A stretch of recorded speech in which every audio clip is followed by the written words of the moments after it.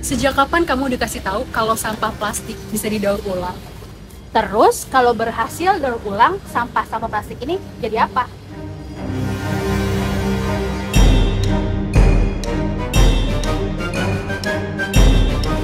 Fakta kalau sampah plastik itu merusak lingkungan bukan hal baru. Dari kecil aku diajarin kalau plastik itu jenis sampah yang paling sulit diurai. Bisa ratusan tahun. Faktanya, cuma 9% sampah plastik itu pada akhirnya bisa didaur ulang loh. Cuma 9%. Terus sisanya gimana? Sisanya 19% dibakar, hampir 50% dibuang di tempat pembuangan akhir atau TPA, dan 22% dibuang di tempat pembuangan tidak terkendali, berakhir di laut atau di tanah kosong. Wah, kok berasa ditipu ya? Ada yang ngagetin. Penelitian terbaru bilang sampah plastik itu lebih beracun dan belum ada solusi untuk masalah ini loh. Salah satu penyebab sulitnya mendaur ulang sampah plastik karena jenisnya ada banyak. Coba lihat simbol ini deh. Simbol ini namanya Resin Identification Code. Angka di dalamnya menunjukkan jenis plastik yang digunakan. Simbol resin plastik ini dibikin oleh The Society of Plastic Industry atau SPI pada 1988. Simbol ini dibuat supaya proses daur ulang lebih mudah. Tapi belum tentu semua plastik yang punya logo ini bisa didaur ulang. Berdasarkan penjelasan Zero Waste Indonesia, sampah plastik yang mudah didaur ulang itu nomor 1 atau PET, 2 HDPE, dan 4 LDPE. Sementara jenis plastik lainnya sulit didaur ulang, bahkan bahaya kalau digunain. Karena jenisnya yang berbeda, susah juga buat menyortir plastik-plastik sesuai tipe secara terpisah. Ada ribuan jenis plastik yang berbeda, masing-masing punya komposisi dan karakteristiknya sendiri, tapi semuanya mengandung bahan kimia tambahan dan pewarna yang berbeda.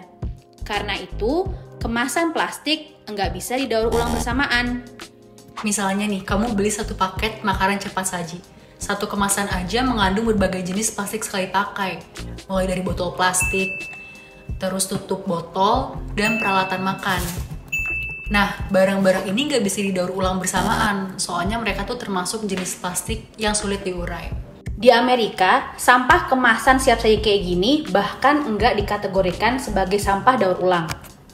Dengan pengelompokan ini, nggak heran Environmental Protection Agency mencatat cuma 8,4% sampah plastik yang bisa didaur ulang. Plastik yang didaur ulang menjadi bibit plastik baru pun tidak bisa diproduksi banyak.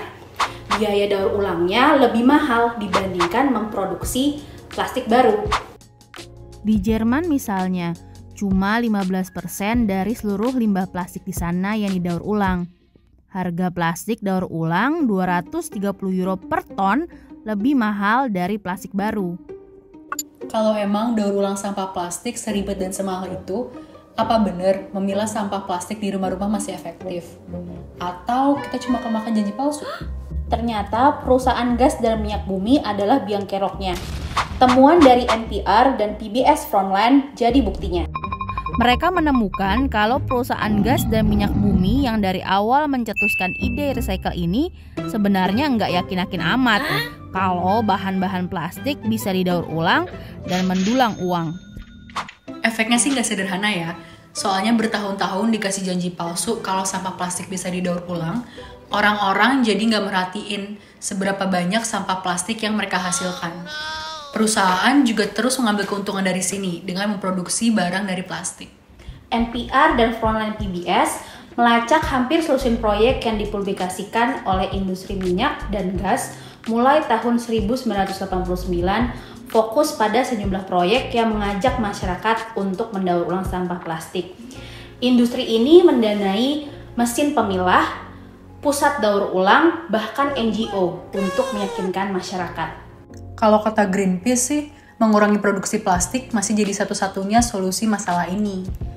Perusahaan-perusahaan besar harus beneran mikirin solusi lain dari penggunaan plastik. Benar, fakta ini bisa jadi bahan pikiran kita-kita yang sudah berusaha mengurangi penggunaan plastik. Kalau kita masih merasa bersalah menggunakan plastik, marahnya bisa nih digeser ke perusahaan-perusahaan ini.